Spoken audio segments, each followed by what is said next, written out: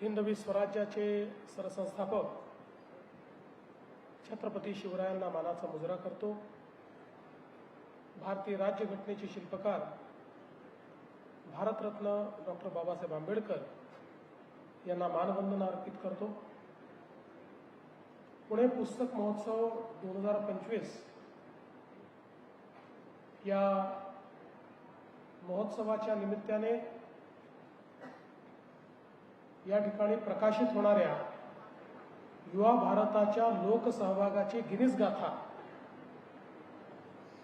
या पुस्तकाच्या प्रकाशन प्रसंगी मंचावर उपस्थित असलेले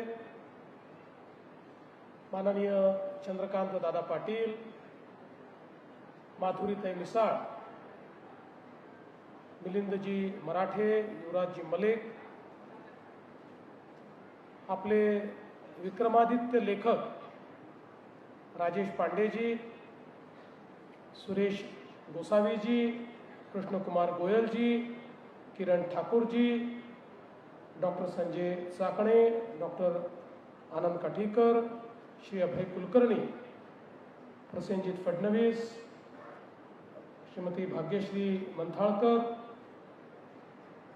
श्री हेमंत रासणे, बापूसाहेब पठारे, भीमराव अण्णा तापकीर, संग्रामजी थोपटे, रवींद्रजी वंजारवाडकर, सर्व आमचे कुलगुरू, या ठिकाणी श्रीमती आपल्या सरोजताई पांडे, रेवा पांडे आणि विशेष रूपाने उपस्थित श्री विश्वास पाटीलजी आणि उपस्थित सर्व भगिनी आणि बंधूंनो, आज मला अतिशय आनंद आहे की पुन्हा एकदा पुणे पुस्तक महोत्सवाला भेट देण्याची संधी मला मिळाली। मी या संपूर्ण आयोजन समितीचं आणि नॅशनल बुक ट्रस्टचं अतिशय मनापासून अभिनंदन करीन आणि त्यांचे आभार मानेन की आपल्या वाचन संस्कृतीला एक नवी दिशा आणि एक नवं दालन या पुणे पुस्तक महोत्सवाच्या माध्यमातून मिळालं। आणि अर्थातच पुणेकर ज्या गोष्टीकरता प्रसिद्ध आहे, कुठल्याही ज्ञान आधारित कार्यक्रमाला पुणेकर प्रचंड प्रतिसाद देतात, तसा प्रचंड प्रतिसाद पुणेकरांनी या पुस्तक महोत्सवाला दिला। आणि आज भारतातला एक अतिशय आयकॉनिक अशा प्रकारचा महोत्सव म्हणून या पुणे पुस्तक महोत्सवाकडे पाहिलं जातं। आणि गर्दीचे, आणि ही गर्दी नाही, हे सगळे दर्दी आहेत, त्यामुळे सगळे रेकॉर्ड तोडण्याचं काम या पुणे पुस्तक महोत्सवात होतं आहे, ही मला असं वाटतं अतिशय आनंदाची गोष्ट आहे। खूप वर्ष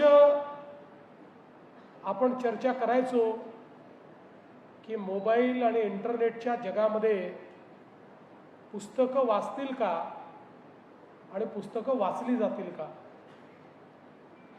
पण मला असं वाटतं की पुस्तकांचं जे एक अभिजात अशा प्रकारचं सौंदर्य आहे, त्याच्यातलं जे ज्ञान आहे, ते शेवटी कितीही पिढ्या बदलल्या आणि कितीही तंत्रज्ञान बदललं तरी देखील सर्व प्रकारच्या लोकांना ते भावतं। आणि म्हणूनच नॅशनल बुक ट्रस्टने पुणे पुस्तक महोत्सव सुरू केल्यापासनं प्रचंड प्रतिसाद त्याला मिळतो। इतक्या मोठ्या प्रमाणात प्रकाशक या ठिकाणी येतात, त्याचाही एक नवीन रेकॉर्ड तयार होतो आणि पुणेकरही प्रचंड मोठ्या प्रमाणात या पुस्तकांची खरेदी करतात।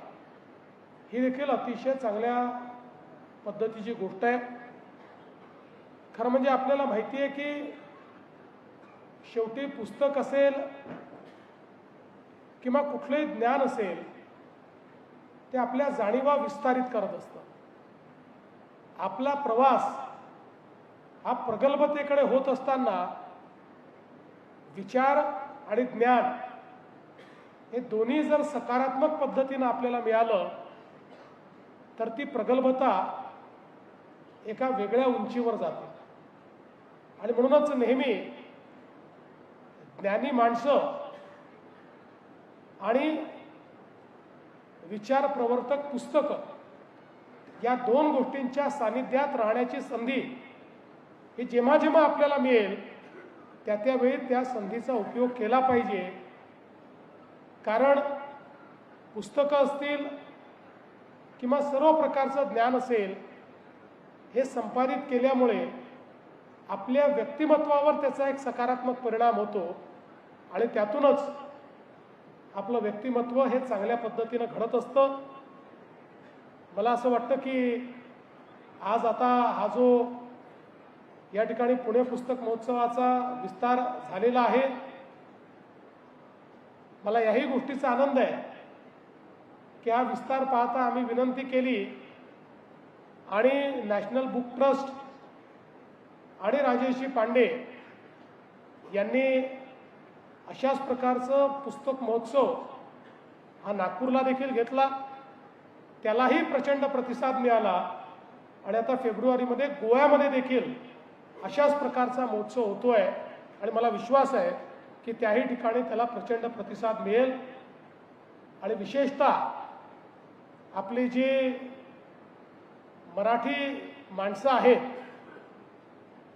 ही नेहमीच पुस्तकांच्या बाबतीत एक प्रकारे वेडीच आहेत. त्यामुळे साहित्य निर्मिती करता महाराष्ट्र हे नेहमी नंदनवन राहिलंय.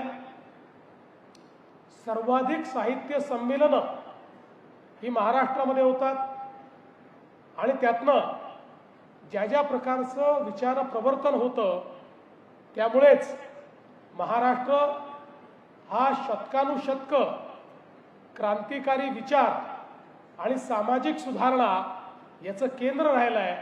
कारण हा जो एक आपला विचार आहे प्रगल्भतेचा तो सातत्याने महाराष्ट्रामध्ये साहित्याच्या माध्यमातून रुजवण्याचं काम हे आपल्या लेखकांनी जाणकारांनी त्या ठिकाणी केलं. आणि म्हणूनच मला असं वाटतं की ही जी महाराष्ट्राची एक परंपरा आहे ती पुढे नेण्याकरता हा जो काही पुस्तक महोत्सव आहे हा अत्यंत महत्त्वाचा आहे. आणि आज पुस्तक महोत्सवामध्ये पुस्तक महोत्सव आयोजित करण्यात ज्यांचा मोठा सहभाग आहे, त्या महोत्सवाचं विक्रमामध्ये रूपांतर करण्यात ज्यांचा मोठा सहभाग आहे, असे विक्रमादित्य राजेश पांडे यांच्याही पुस्तकाचं आज आपण प्रकाशन केलं आहे. मी विक्रमादित्य याकरता म्हणतो की कदाचित जर गिनीसच्या लोकांनी असा एखादा विचार केला की सर्वात जास्त विक्रम करणारा कोण किंवा सर्वात जास्त विक्रमांमध्ये सहभागी होणारा कोण, तर त्याचंही एक गिनीस रेकॉर्ड राजेश पांडेंचा होईल. अशा पद्धतीनं 15 रेकॉर्ड करायचे आणि प्रत्येक रेकॉर्ड हा अतिशय वेगवेगळ्या पद्धतीचा त्यांनी त्या ठिकाणी केला. त्यातल्या बहुतांश रेकॉर्डच्या वेळी मला उपस्थित होता आलं.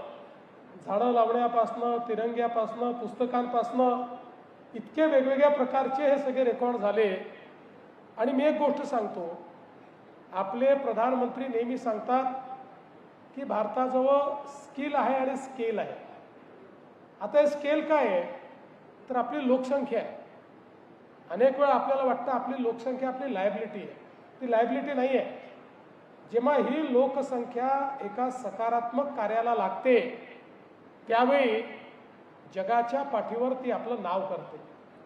आतापर्यंतचे मॅक्सिमम रेकॉर्ड जे आपण तोडले ते चीनचे तोडले. चीन हे रेकॉर्ड का करू शकला? चीन हे रेकॉर्ड करू शकला कारण आपल्या लोकसंख्येला सकारात्मक दिशेने नेण्याचं काम चीननी केलं आणि त्यातनं ते रेकॉर्ड तयार झाले. आता त्याच पद्धतीनं ज्यावेळी आपल्या या तरुणाईला आपल्या इथल्या समाजाला एक दिशा देऊन एका चांगल्या कार्याकरता प्रेरित करण्याचा प्रयत्न हा राजेश पांडेंनी केला, त्यावेळी समाजाने त्याला तसाच प्रतिसाद दिला, युवांनी त्याला तसाच प्रतिसाद दिला आणि एक एक रेकॉर्ड हा या ठिकाणी घडत गेला. एक प्रकारे समाजाला उचित दिशा दिल्यानंतर समाज काय करू शकतो त्याचा आविष्कार म्हणजे हे गिनीजचे रेकॉर्ड आहेत. आणि म्हणूनच याचं नाव देखील अतिशय उत्तम आहे, युवा भारताच्या लोकसहभागाची गिनीज गाथा. कारण हा प्रत्येक रेकॉर्ड हा लोकसहभागाचा रेकॉर्ड आहे, हा प्रत्येक रेकॉर्ड हा पार्टिसिपेशनचा रेकॉर्ड आहे. आणि हे पार्टिसिपेशन समाजातल्या सर्व घटकांचं पार्टिसिपेशन आहे आणि विशेषतः आपल्या महाराष्ट्रातल्या युवा शक्तीचं हे पार्टिसिपेशन आहे. आणि म्हणून मी राजेश पांडे यांचं अतिशय मनापासून अभिनंदन करतो की त्यांनी केवळ रेकॉर्ड केले नाही, आपल्याकडे आपल्या संपूर्ण व्यवस्थेत सगळ्यात मोठी उणीव काही राहिली असेल तर केलेल्या कार्याचं डॉक्युमेंटेशन न करणं. आज आपल्याला जगाच्या विचारांचा आधार घ्यावा लागतो. त्याचं एकमेव कारण हे आहे की जे जे आमच्याकडे होतं ते आम्ही कदाचित पास ऑन केलं असेल पण त्याचं डॉक्युमेंटेशन केलं नाही. म्हणजे आपण नेहमी सांगतो की नालंदाला ज्यावेळी बख्तियार खिलजींनी आग लावली तर 3 महिने तिथली पुस्तकं जळत होती. म्हणजे किती ग्रंथसंपदा 11व्या शतकामध्ये आपल्याकडे होती, पण त्याच्यानंतरचा काही रेकॉर्ड आपल्याकडे नाही आहे. तिथे काय होतंय माहिती नाही. तक्षशिला जी जगातलं पहिलं विद्यापीठ आपण मानतो की ज्या ठिकाणी जवळपास जगभरातले विद्वान यायचे आणि इतकं प्रचंड म्हणजे जवळपास 2500 वर्षापूर्वी त्या ठिकाणी जगातल्या सगळ्या प्रकारच्या विधी आणि विधा होत्या. त्या ठिकाणी सर्व प्रकारचं ज्ञान होतं. स्थापत्यशास्त्र होतं, ज्योतिषशास्त्र होतं, भूगोल होता. त्या ठिकाणी वेगवेगळ्या प्रकारच्या शल्यचिकित्साच्या संदर्भातली माहिती होती. त्या ठिकाणी आपण आज ज्याला अल्जेब्रा म्हणतो ते गणित होतं. सगळ्या गोष्टी त्या ठिकाणी होत्या. पण याची माहिती मात्र आपल्याला चीनी प्रवासी युएन सॅंगनी जे काही लिहून ठेवलं त्यातनं ती माहिती आपल्याला होते. कारण आपल्याकडे त्याचं डॉक्युमेंटेशन जे आहे ते आपण केलं नाही, किंवा कदाचित ते केलं असेल तर ते ज्या पद्धतीनं ठेवलं पाहिजे ते आपण ठेवू शकलो नाही. आणि म्हणून खरं तर हा जो चीनी प्रवासी आहे हा परत जाताना तो नेत असलेले ग्रंथ आणि त्यांनी स्वतः तयार केलेल्या नोंदी या एका पुरामध्ये अर्ध्या वाहून गेल्या. त्यामुळे आपल्याकडे अर्ध्याच नोंदी आहेत, अर्ध्याच गोष्टी आपल्याला माहिती आहेत. त्या अर्ध्या गोष्टी जर इतक्या दैदिप्यमान असतील तर त्या पूर्ण गोष्टी जर आपल्याला कळल्या असत्या तर आपण कुठल्या स्तराला त्या काळामध्ये होतो. आणि म्हणून आपण बघा की आपण त्या ठिकाणी नोंदी ठेवल्या नाहीत, आपण कुठल्याही प्रकारे डॉक्युमेंटेशन केलं नाही. आणि म्हणून आपला इतिहास देखील हा इंग्रजांनी लिहिलेला इतिहासच वाचावा लागला, किंवा ज्यांनी आपल्यावर शासन केलं त्यांचाच इतिहास आपल्याला वाचावा लागला. आणि अर्थातच आपल्या देशामध्ये स्वातंत्र्य मिळाल्यानंतर देखील आपल्या इतिहासाचं पुनर्लेखन आणि पुनरुज्जीवन हे करण्याचा प्रयत्न आपण केला नाही.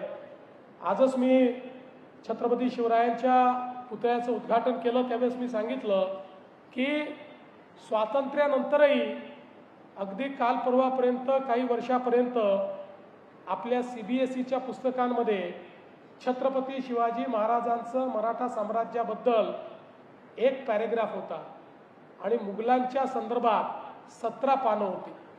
पण मी आभार मानेन देशाचे प्रधानमंत्री माननीय नरेंद्र मोदीजींचे की ज्यांनी आता मुघलांना एका पानात आणलेला आहे आणि छत्रपती शिवाजी महाराजांचा इतिहास हा 21 पानांचा इतिहास आता आपल्या CBSEमध्ये शिकवला जातो. आणि जो खरा इतिहास आहे, दुर्दैवाने आम्ही स्वातंत्र्यानंतर जो इतिहास शिकलो तो लिहिणारे आमचेच लोक होते, पण ते जो इंग्रजांनी लिहिलेला इतिहास आहे तोच प्रमाण मानून त्या ठिकाणी आम्हाला इतिहास शिकवत होते. आज मात्र अशी परिस्थिती नाही आहे. आज सुदैवाने आमच्या देशात होणारं उत्खनन असेल, आमच्याकडचे आर्किओलॉजिकल एव्हिडन्सेस असतील, आमच्याकडचे सायंटिफिक एव्हिडन्सेस असतील, यांनी जगाचा इतिहास बदलणं सुरू केलेलं आहे.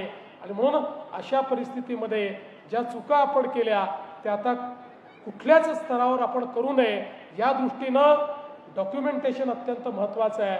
आणि मी असं म्हणेन त्या डॉक्युमेंटेशनचाच एक भाग म्हणजे आजचं हे पुस्तक आहे की जे पुस्तक घडलेल्या या गिनीस रेकॉर्डची कहाणी आपल्याला सांगतं आणि त्यातनं एक प्रकारे समाजामध्ये कशा प्रकारे आपण जागृती आणू शकतो आणि त्या जागृतीच्या आधारावर एक विजिगीषू वृत्ती तयार करून समाजच कशा प्रकारे रेकॉर्ड तयार करू शकतो याची सगळी गाथा आणि त्याच्या पाठीमागे जी शक्ती राजेश पांडेंनी उभी केली, या सगळ्या गोष्टी या पुस्तकाच्या माध्यमातून पुढच्या काळामध्ये अनेक लोकांना प्रेरित करतील आणि त्यातनं मला हा विश्वास आहे की एक काळ असा येईल की जेव्हा गिनीज बुक लोक उघडून पाहतील किमान 50% रेकॉर्ड हे आपल्या भारताचे असतील. अशा दृष्टीनं हे पुस्तक अत्यंत महत्त्वाचं आहे.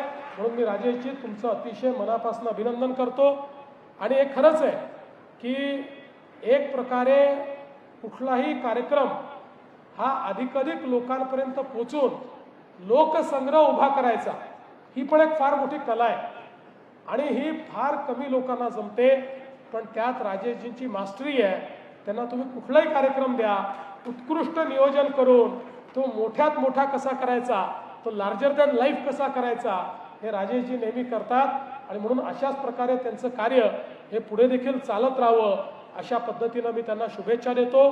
पुन्हा एकदा नॅशनल बुक ट्रस्टचं मनापासून अभिनंदन करतो आणि विशेष अभिनंदन पुणेकरांचं करतो की ज्यांनी या महोत्सवाला खरं महोत्सवाचं स्वरूप दिलं आणि आपल्यामुळेच हा महोत्सव यशस्वी झाला.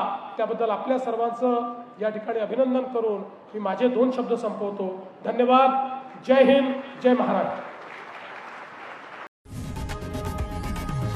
लोकशाही मराठी ऐका, पहा, जागरूक रहा.